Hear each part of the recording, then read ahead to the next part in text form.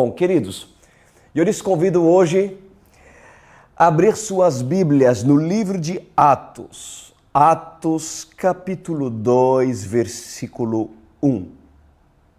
Atos 2, 1. Enquanto vocês estão abrindo sua Bíblia, já vou iniciar orando, pedindo direção ao nosso Deus, Pai Celeste. Como é maravilhoso te ter, como é bom ser direcionado pelo Teu Espírito. Nós vamos agora abrir o segundo capítulo do livro de Atos dos Apóstolos e nós queremos ser instruídos de como o Senhor quer que nós vivamos como igreja referencial de uma época que marcou as vidas pelo fato de que o Senhor tem preparado os verdadeiros discípulos que ensinaram para outras pessoas a viver um evangelho puro e sem mancha. E eu lhe peço carecidamente que o Espírito Santo, o Senhor, venha nos guiar e assim nos convencer daquilo que devemos fazer para sermos cristãos que amam Tua presença, que obedecem aos Teus comandos. Em nome de Jesus. Amém. Muito bem. Nós vamos estudar o livro de Atos, o capítulo 2, e nós vamos falar hoje sobre a vinda do Espírito Santo no dia de Pentecoste. Um acontecimento muito conhecido, certamente você tem lido muitas vezes acerca dessa passagem. Alguns que vêm de outras religiões, tanto católicos, como também evangélicos, têm ouvido falar sobre Pentecoste. Inclusive, ambas religiões festejam a festa de Pentecostes, Mas nós vamos entender hoje o que é Pentecoste. Deus escolheu derramar o poder do seu Espírito Santo num dia de Pentecoste. Exatamente num dia determinado chamado Pentecoste. Agora, coincidência ou há um propósito? Há um propósito do próprio Senhor ter derramado a promessa que o próprio Senhor tinha falado para seus discípulos, para seus 11. Faltava um, Porque Judas tinha traído Jesus, depois se enforcou. Mas para os 11 e também para 120 que estavam reunidos numa sala, prevalece em Jerusalém. Não sai de lá. Por quê? Porque se você prevalece em Jerusalém, naquele lugar que eu estabeleci, pois eu derramarei sobre você o maior dom, pessoal, que um homem possa receber, o Espírito do Deus vivo.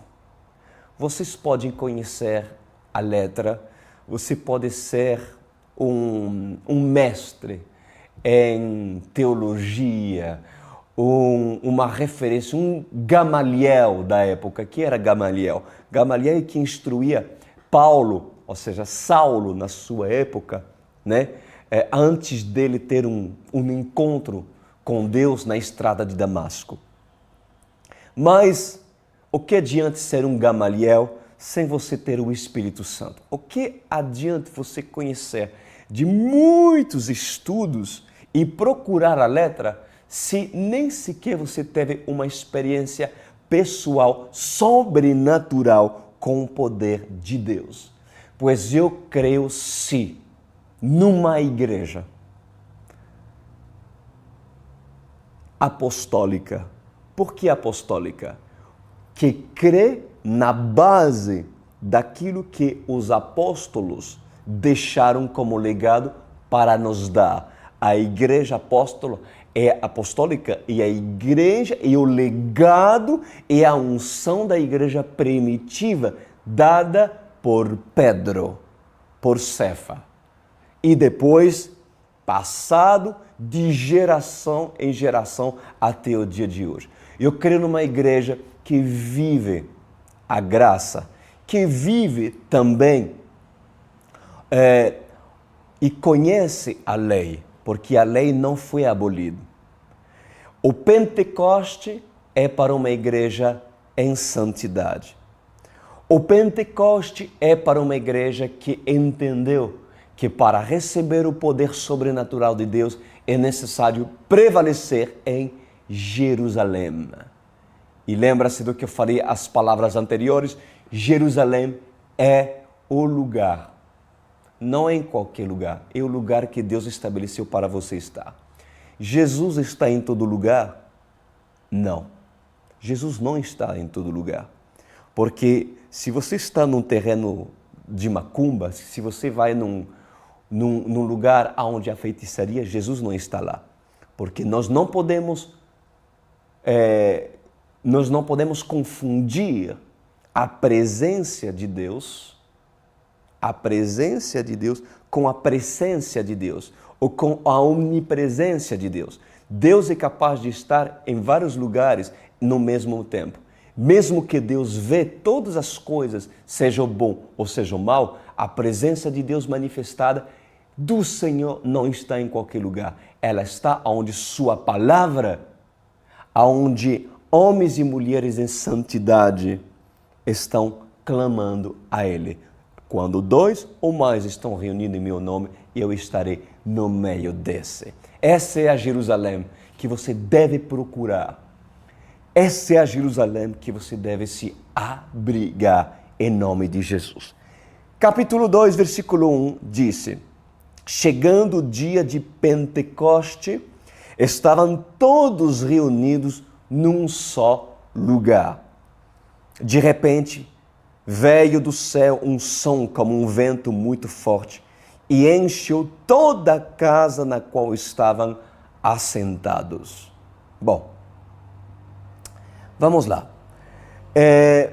Nós vamos falar sobre Pentecoste. A palavra Pentecoste, na verdade, é uma palavra grega que significa 50. A palavra justa é quinquagésimo, isso é difícil para mim em português, isso, 50º dia, Pentecoste. Por que 50? Porque Pentecoste acontece 50 dias depois da Páscoa. Na verdade, foram 50 dias em que Jesus tinha morrido e ressuscitado.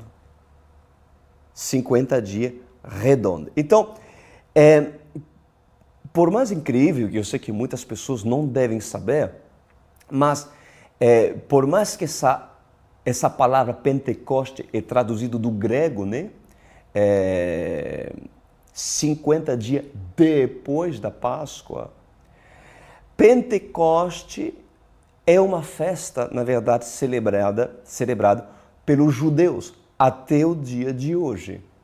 Ela é chamada da festa da colheita. A festa da colheita. A festa da colheita é uma festa muito, muito importante para os judeus. Inclusive, para os cristãos, deve ser também uma festa importante. Por quê? Porque se você entender a festa judaica que muitos cristãos aboliram, gente, a igreja primitiva, sejam judeus ou sejam gentios, ou seja, pessoas que se converteram, mas que não eram judeus, eles festejavam as festas judaicas, que são festas perpétuas. Deus é um Deus de festa. Ele ama as festas, mas não sei porquê, muitos realmente deixaram de lado as festas, a simbologia profética de cada festa colocado para o povo de Deus e substituindo-la para, infelizmente, algumas festas como o Natal, que é um absurdo, que não tem nenhum sentido, no qual nós já sabemos, Jesus nunca nasceu dia 24, 25 de dezembro, né? Mas a festa da colheita. A Bíblia diz que naquele momento onde aconteceu a festa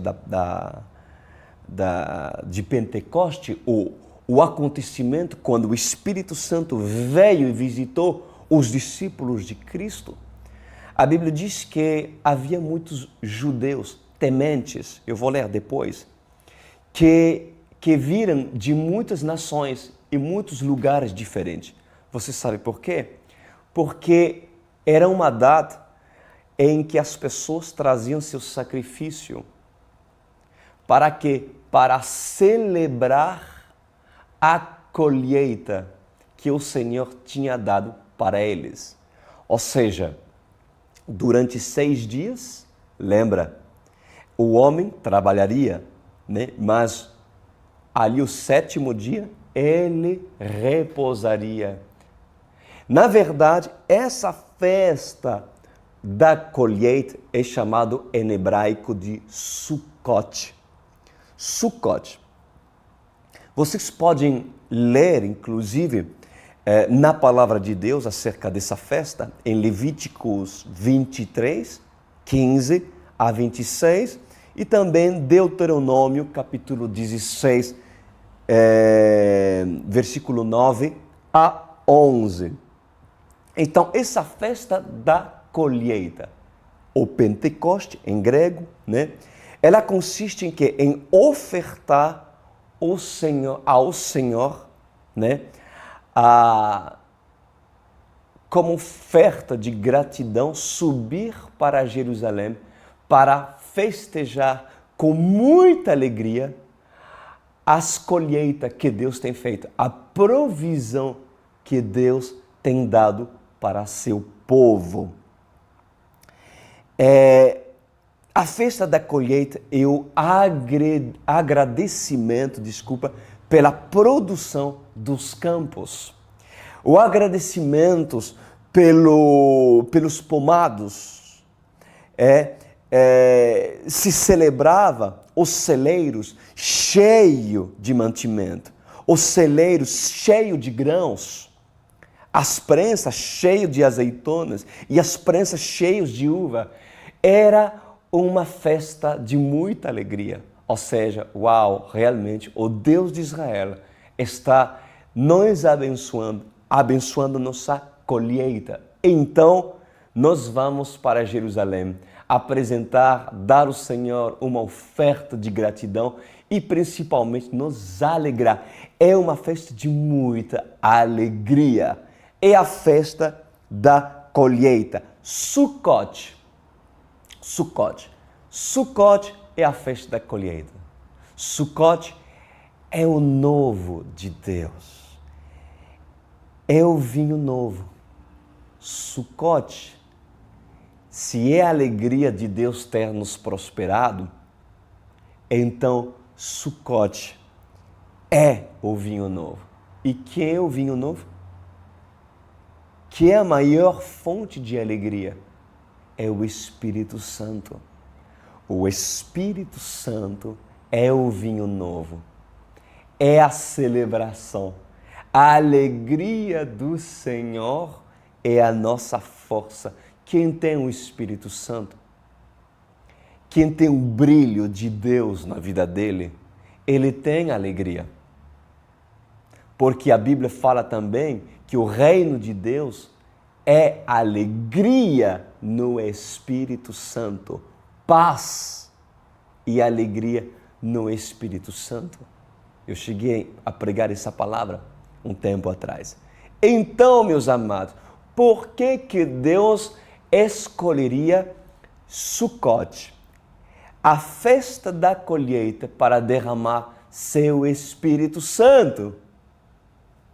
É claro, porque o Espírito de Deus, o dom que Deus estava prestes a derramar sobre os discípulos, sobre aquilo que dele é realmente o melhor da colheita. O melhor de Deus é o Espírito, é Jesus. E todos os judeus, aliás, os que podiam, obviamente, eles iam para Jerusalém para se alegrar,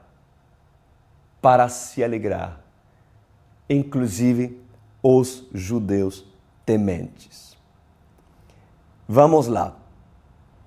De repente veio do céu um som como um vento muito forte e encheu toda a casa na qual estavam assentados. E viram o que parecia línguas de fogo, que se separaram e pousaram sobre cada um deles. Todos ficaram cheios do Espírito Santo e começaram a falar noutras línguas, conforme o Espírito os capacitava. Versículo 5 diz: havia em Jerusalém judeus, tementes a Deus, vindo de todas as nações do mundo. Ouvindo-se o som, ajuntou-se uma multidão que ficou perplexa, pois cada um os ouvia falar em sua própria língua. Atônicos e maravilhados, eles perguntavam: acaso não são galileus todos esses homens que estão falando? Então, como os ouvimos cada um de nós em nossa própria língua materna?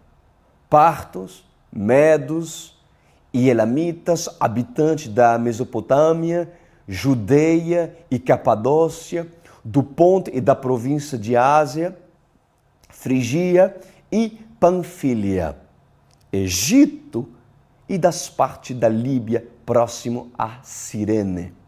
Visitantes vindos de Roma, tanto judeus como convertidos ao judaísmo, crenteces e árabes. Nós os ouvimos declarar as maravilhas de Deus em nossa própria língua. Que experiência tremenda e poderosa. Eis aqui o Pentecoste. Eis aqui o dia em que o Senhor escolheu manifestar e entregar o dom da alegria. O maior motivo para um judeu celebrar a festa da colheita é realmente o dia em que se possa receber o maior dom que um homem possa receber, o Espírito Santo do Deus vivo.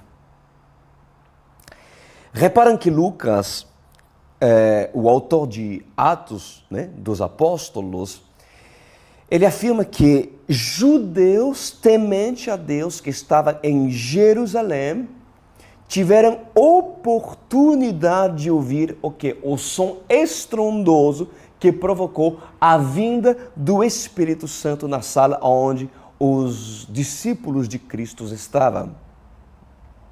Além disso,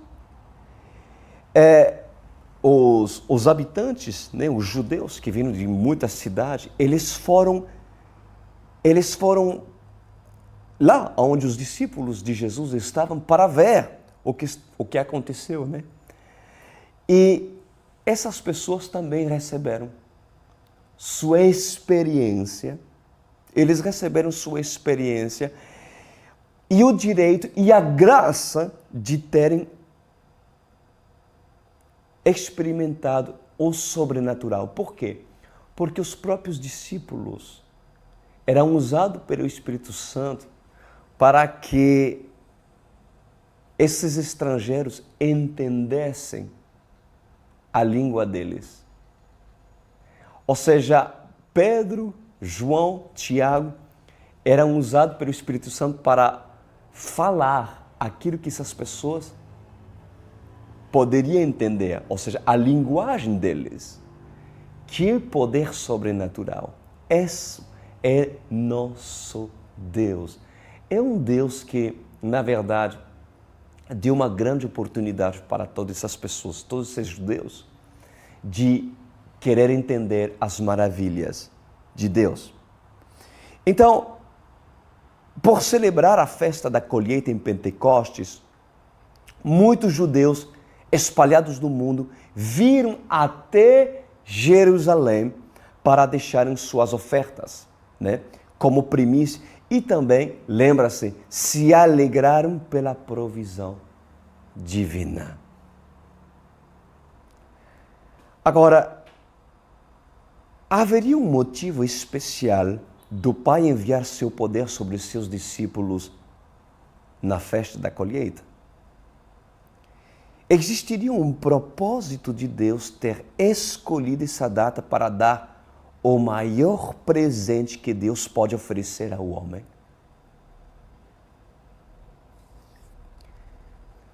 Bom, entenda bem que Deus, na festa da colheita, entregou sua primícia. Deus entregou sua primícia, ou seja, o melhor da sua colheita, o seu Espírito Santo. O Espírito Santo, como eu lhe falei anteriormente, é o vinho novo e a alegria do Senhor. É o motivo do homem se regozijar pelo que Deus faz na vida daqueles que obedecem. Aleluia! Jesus é a primícia que o próprio Pai deu para a humanidade. O primeiro, o único filho que foi destinado a morrer para salvar muitos. Mas essa primícia foi recolhida no céu para depois o Senhor entregar na festa da colheita, na festa dos Pentecostes, o seu Espírito, a maior fonte da alegria, o Espírito Santo. Glória a Deus. O melhor de Deus dado ao homem é Jesus. Eu gostaria que você repetisse essa verdade. O melhor de Deus dado ao homem é Jesus. E o seu Espírito Santo, que é o motivo da nossa alegria, meus amados. Alguns cantam essa heresia que nos dias de hoje não cabe mais cantar esse trecho. Mesmo estando na Bíblia, não é mais válido para o dia de hoje. Ou seja, o melhor de Deus ainda está por vir. Já ouviu essa música? Pois está totalmente errado, porque mesmo isso estando na Bíblia, isso era para a lei. Porque para a lei, Jesus não tinha chegado ainda. Mas desde quando, hoje, os filhos de Deus, que se dizem serem filhos de Deus, vão decretar e cantar: o melhor de Deus ainda está por vir. Que absurdo! O que é o melhor de Deus? O que é o melhor de Deus? É um trabalho? É uma esposa? É dinheiro? O que é o melhor de Deus? O melhor de Deus já veio. É Jesus. Na verdade, a lei falava que o melhor de Deus ainda está por vir, porque anunciava que Cristo viria. E o melhor de Deus e o melhor da colheita é o Espírito Santo, é Jesus. O que adianta cantar o melhor de Deus está por vir, sendo que o melhor de Deus é Jesus? Ou seja, para muitos, e principalmente para a igreja que engana, para muitos que estão enganando outras pessoas, estão esperando por parte de Deus o melhor, que são bens materiais, que tudo aquilo que Deus poderia dar para uma pessoa se alegrar e se satisfazer. Pois Deus deixa bem claro que o melhor e o motivo da colheita nos trazer alegria é quando Deus derrama seu Espírito, é ter o Espírito Santo, é ter Jesus e não esperar de Deus outra coisa que poderia lhe trazer felicidade. O que lhe traz alegria verdadeira? Qual é a maior recompensa? Qual é o motivo de vocês se alegrarem da sua colheita? É a porção que o Espírito Santo lhe proporciona? Ou é aquilo que vocês estão esperando por parte de Deus que Ele venha suprir na sua vida? Deus é um Deus que supre, sim. Deus é um Deus que abençoe, sim. Deus é um Deus que tem prazer de se manifestar como o Deus da provisão. Jeová Jireh, sim. Porém, o melhor da colheita. E se tem um motivo de vocês se alegrarem, é ter Jesus. Porque o melhor de Deus não está por vir, porque já veio. E é Jesus. É Jesus.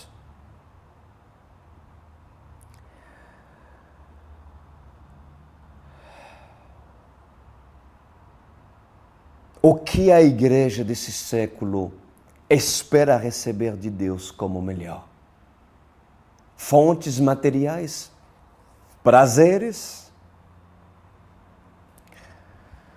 Pois acredito que, na verdade, essa música, o melhor de Deus ainda está por vir, como muitos cantam, revela perfeitamente aquilo que o homem sem Deus procura de Deus. Esses, não o filho, mas aquilo que o filho pode dar. Esses esperam, não o filho, não Jesus, mas aquilo que o filho pode dar. O que os apóstolos e os 120 discípulos que esperavam presente nesse mover de Deus, semearam para receber do céu esse dom maravilhoso do Pai. Esses apóstolos e esses 120 discípulos, eles esperavam na festa de Pentecoste o maior dom por parte de Deus.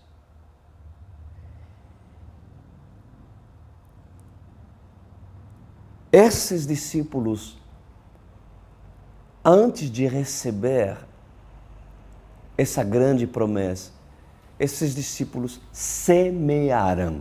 Escuta, para receber da colheita por parte de Deus, porque para receber uma colheita e se alegrar na colheita, tem que semear. Vocês concordam comigo? Tem que semear. O que os discípulos semearam?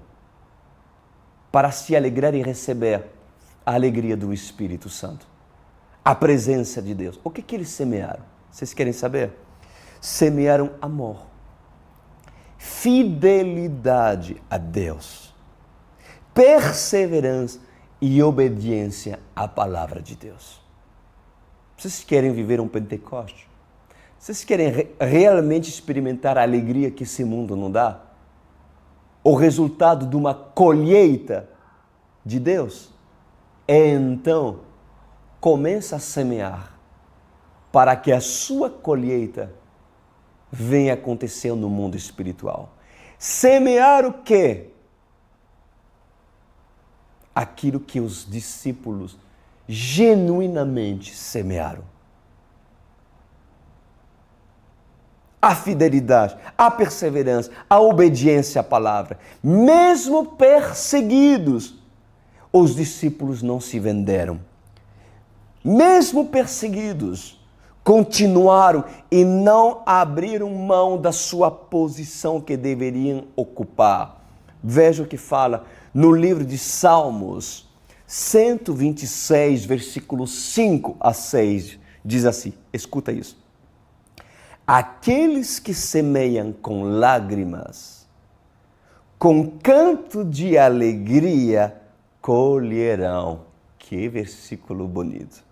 Aquele que sai chorando, enquanto lança a semente, voltará com cantos de alegria, trazendo os seus feites. Que coisa bonita. Aqui está falando de discípulos de verdade. Aquele que semeia, semeia o quê? O que é a semente para você? É a palavra de Deus que vocês estão recebendo. Quem semeia aquilo que você tem recebido por parte de Deus, mas a semente precisa ser guardada, primeiro para você, mas também semeado em terrenos férteis. Quem recebe a palavra de Deus e a semeia com lágrima. Por que com lágrima? Porque Jesus avisa que não seria fácil. Por minha causa vocês serão perseguidos. Por minha causa, filhos se levantarão contra mãe, mãe contra filho.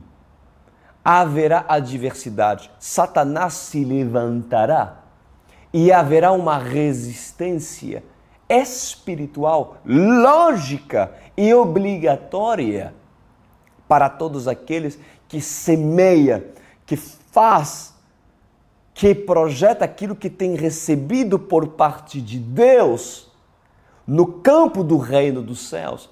Haveria lágrimas, haveria-se dificuldade, mas quem semeia com lágrima, colherão com cantos de alegria. Qual é a porção de uma pessoa que luta? Em espalhar o reino de Deus e sua justiça. Qual é a porção? É a alegria do Senhor, é a presença de Deus, é o vinho novo, é aquilo que os discípulos colheram, mesmo perseguidos na sua época, a presença do Deus vivo. Pedro deixou suas redes de pescador. Lucas, a sua posição de médico. Mateus deixou suas influências de coletor de imposto. Cada discípulo perdeu por causa do Evangelho. Derramaram lágrimas. Quem disse que foi fácil? Quem disse que é fácil, às vezes, manter firme contra a sua própria família, que se opõe e não querem que vocês prosseguam nos caminhos da verdade? Quem disse que é fácil, às vezes, se sentir só em casa, porque o esposo não quer nada com nada, ou a esposa se recusa se assentar do seu lado e dizer, uau, que palavra bonita estamos recebendo. Quem disse que seria fácil ver um filho que se opõe àquilo que você está querendo trazer dentro da sua casa e semear na vida dessas pessoas? Às vezes são muitas lágrimas. Eu sei que tem pessoas que estão nos vendo e dizendo, Pastor Cris, realmente eu estou passando momentos difíceis e complicados dentro da minha casa. Mas o resultado da sua colheita será a alegria, canto, na medida que você persevere em semear com lágrimas, persevera, aquele que sai chorando enquanto lança a semente, ou seja, continua, persevera. Não se deixe influenciar, não abandone por causa da dificuldade. Continue e ali voltará, diz a palavra de Deus, com canto de alegria, trazendo os seus feitos. Que coisa bonita. Todos os discípulos que são discípulos semeiam com choro.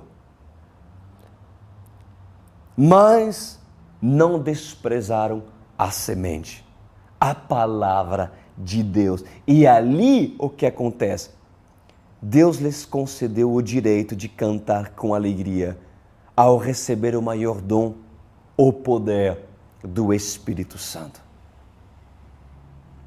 O problema dessa geração acomodada e desinformada, porque muitos líderes ocultam a verdade, apenas apresentam a meia verdade, para que a alegria não seja do Senhor, mas naquilo que Deus possa dar. Aí a pessoa dá seu testemunho e diz assim: eu recebi tanto de Deus, eu recebi. Mas a alegria do Senhor não depende de circunstância, daquilo que você recebe o milagre ou não. Ele é o seu suficiente. Ele é a sua porção. Quando uma pessoa recebe a semente verdadeira por parte de Deus, que é a palavra de Deus, que transforma o mundo das trevas, sistematicamente se levantará contra seu plantio. As aves do céu procurarão lhe cansar e lhe persuadir que o trabalho que estão fazendo é vão. Satanás tentará lhe persuadir que cada semente plantada será perdida. Mas o que devemos saber é que o que leva a pessoa a se alegrar mais à frente é o fruto da sua perseverança.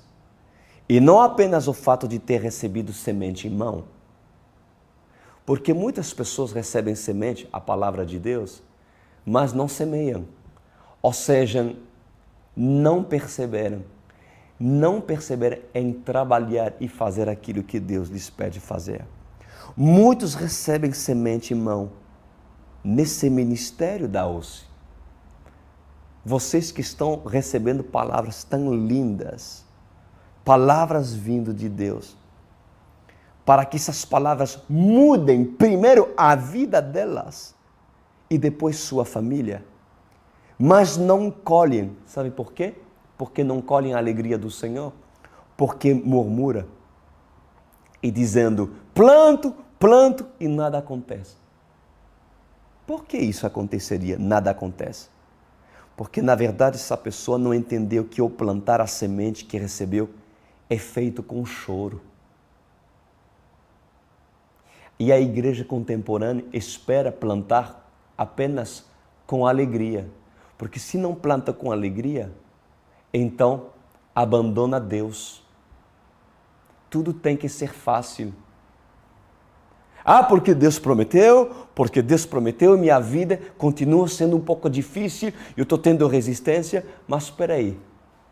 Você tem plantado com choro? Você tem plantado com perseverança? Ou você tem qual visão de Deus? O mundo espiritual é real.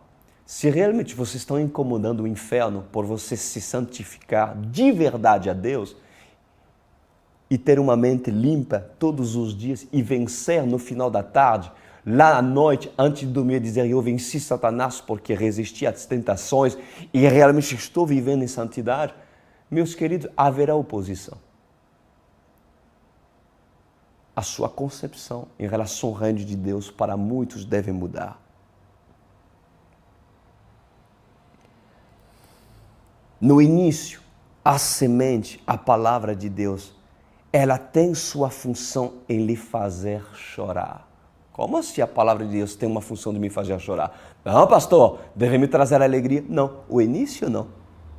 Por quê? Porque Deus lhe mostra, a palavra de Deus lhe mostra o quanto preciso perder para ganhar. O quanto precisa abandonar para experimentar o novo de Deus. Não pense que as sementes servem para os outros apenas. A semente, que é a palavra de Deus, que um semeador recebe, elas servem primeiro para o campo do seu coração, para a sua vida. Para a sua vida. Antes de querer semear para colher almas para Jesus, como muitos querem, semeia no seu coração. Semeia no seu coração as palavras que devem produzir choro ao confrontar o seu egoísmo, a sua maldade, a impureza, a idolatria do homem. A perseverança do homem o faz esquecer as frustrações e quedas ocorridas no recorrer da sua caminhada. Vejam Pedro, o apóstolo Pedro, pouco tempo antes de Pentecoste, o que aconteceu com Pedro? Pedro tinha voltado para a Galileia para pescar, desanimado e cheio de culpa por ter negado Jesus. Lembra disso? Mas mesmo caindo, ao receber a graça de Deus, Pedro se reergueu e foi para Jerusalém receber o seu prêmio. Aprende a semear a palavra no seu coração e no coração dos outros. Com tempo bom ou com tempo ruim, com tempestade, independente, porque com choro tu colherás com cantos de alegria. A sua perseverança o levará a colher o fruto da sua perseverança. Eu termino dizendo, a colheita dos apóstolos em Jerusalém, na festa da colheita, fez com que eles receberam o maior dom por parte do Pai, o Espírito Santo, que os instruir acerca de todas as coisas. Vocês são pessoas alegres ou são pessoas tristes? Vocês convivem com a depressão? Ou você é uma pessoa que recebeu o seu prêmio estando e prevalecendo em Jerusalém? Porque todo dom perfeito vem do Pai das luzes, como diz a palavra de Deus. E o maior dom é o direito de ser chamado filho de Deus e possuir o Espírito Santo e o poder dentro de si. O reino de Deus é um assunto de alegria do Senhor. E a porção da colheita para um filho de Deus é o Espírito do Pai.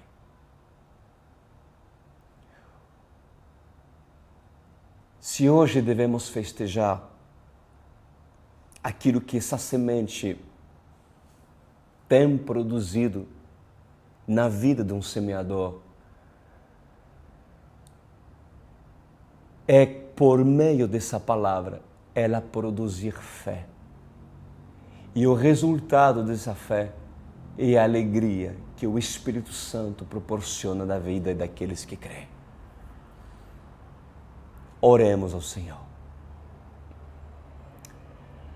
Meu Pai Celeste, em Jerusalém, o Senhor tem derramado seu Espírito, não para todos os judeus, não sobre todos os judeus, mas para aqueles que perseveraram e plantaram até o dia da festa da colheita, receberem aquilo que lhe é devido, o Espírito Santo. Meu Senhor, todos aqueles que estão perseverando, ouvindo as palavras de vida eterna, todos aqueles que estão dentro desse ministério da OC, que perseveram em obediência à palavra de Deus, às instruções por meio dos vinhateiros para as figueiras. Mais cedo e mais tarde,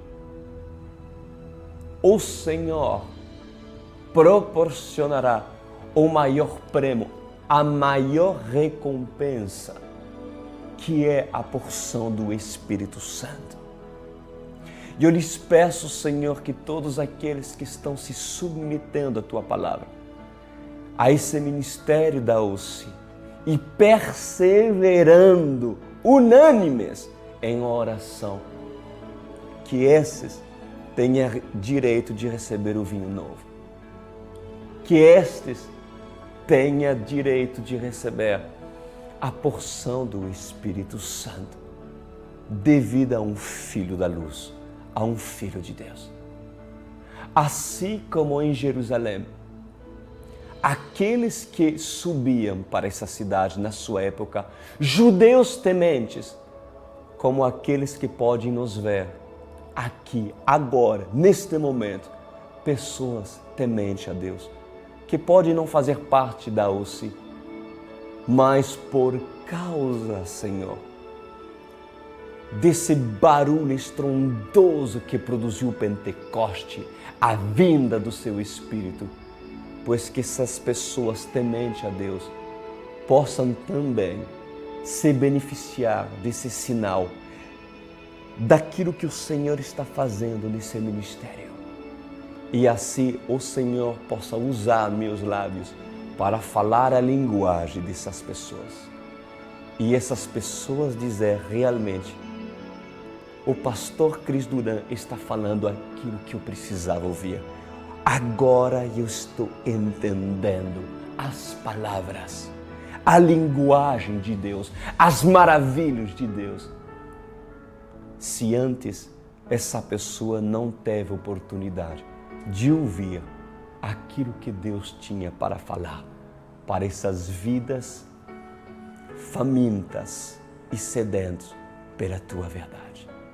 Obrigado por usar meus lábios, em nome de Jesus. Amém.